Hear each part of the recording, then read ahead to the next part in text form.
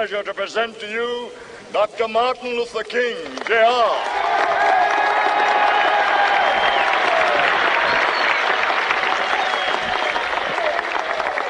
I am happy to join with you today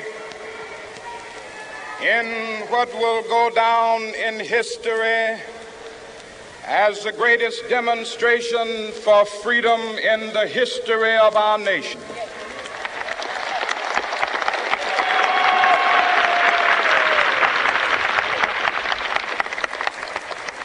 Five score years ago, a great American in whose symbolic shadow we stand today signed the Emancipation Proclamation. This momentous decree came as a great beacon light of hope to millions of Negro slaves who had been seared in the flames of withering injustice. It came as a joyous daybreak to end the long night of their captivity. But 100 years later, the Negro still is not free. 100 years later, the life of the Negro is still sadly crippled by the manacles of segregation and the chains of discrimination. 100 years later, the Negro lives on a lonely island of poverty. I have a dream that one day this nation will rise up and live out the true meaning of its creed. We hold these truths to be self-evident, that all men are created equal.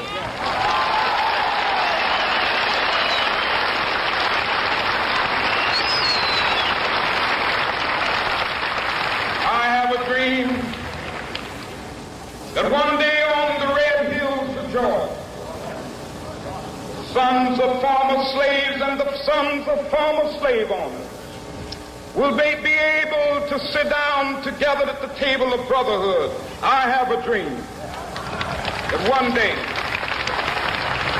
even the state of Mississippi, a state sweltering with the heat of injustice, sweltering with the heat of oppression, will be transformed into an oasis of freedom and justice. I have a dream.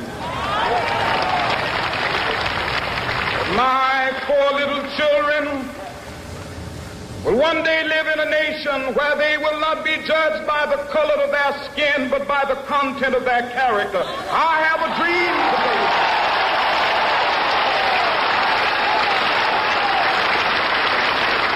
I have a dream that one day, down in Alabama, with its vicious racists, with its governor having his lips dripping with the words of interposition and nullification. One day right there in Alabama, little black boys and black girls will be able to join hands with little white boys and white girls as sisters and brothers. I have a dream today.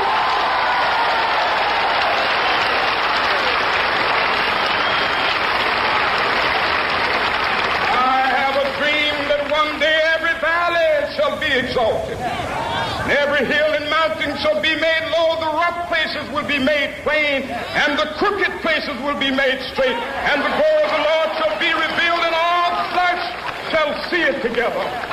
This is our hope. This is the faith that I go back to the South with. With this faith, we will be able to hew out of the mountain of despair a stone of hope. With this faith, we will be able to transform the jangling discords of our nation into a beautiful symphony of brotherhood. With this faith, we will be able to work together, to pray together, to struggle together, to go to jail together, to stand up for freedom together, knowing that we will be free one day.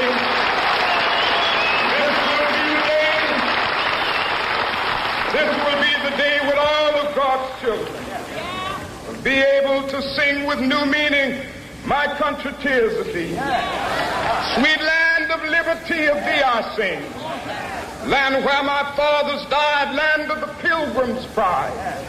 From every mountainside, let freedom ring. And if America is to be a great nation, this must become true. And so let freedom ring.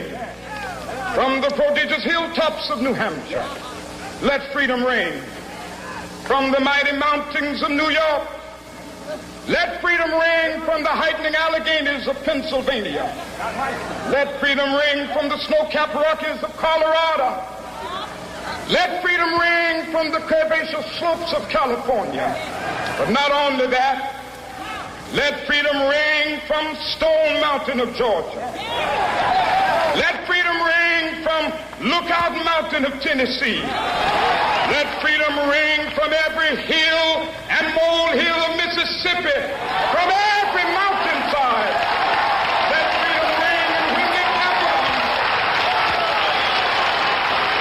when we allow freedom ring, when we let it ring from every village and every hamlet, from every state and every city, we will be able to speed up that day when all of God's children, black men and white men, Jews and Gentiles, Protestants and Catholics, will be able to join hands and sing in the words of the old Negro spiritual, free at last, thank God